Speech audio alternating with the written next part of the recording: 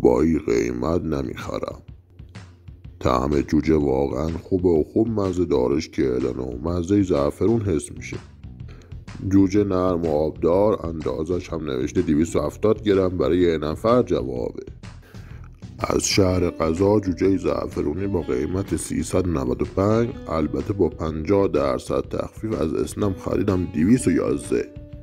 محتویات: پک قاشق و چنگال، ظرف غذایی پرس شده و نصف نون سنگک داخل پلاستیک فریزر بود.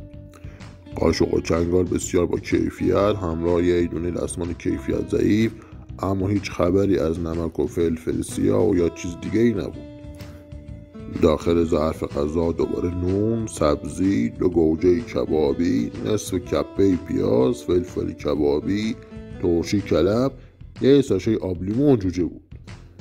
نون خیلی تازه بود، گوجه ها نرم بودن، سبزی و پیاز تازه و شاداب بود، آب لیمو مزه آب لیمو نمیداد و ترشی سرکش تیز بود و به نظر سرکه طبیعی نمی اومد.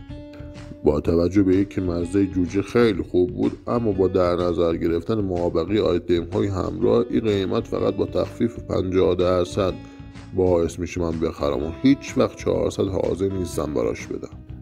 این امتیاز من بهش دویی. پس نقطه مثبتش خوشمزگی و تازگی مواد، اما نقطه منفی قیمت فضایی و جای خالی بعضی آیتم ها. خیلی اصرار داری از اینجا بیشتر بدونی؟ ویدیوش تو یوتیوب هست. روز و شب خوش. دوی تستر.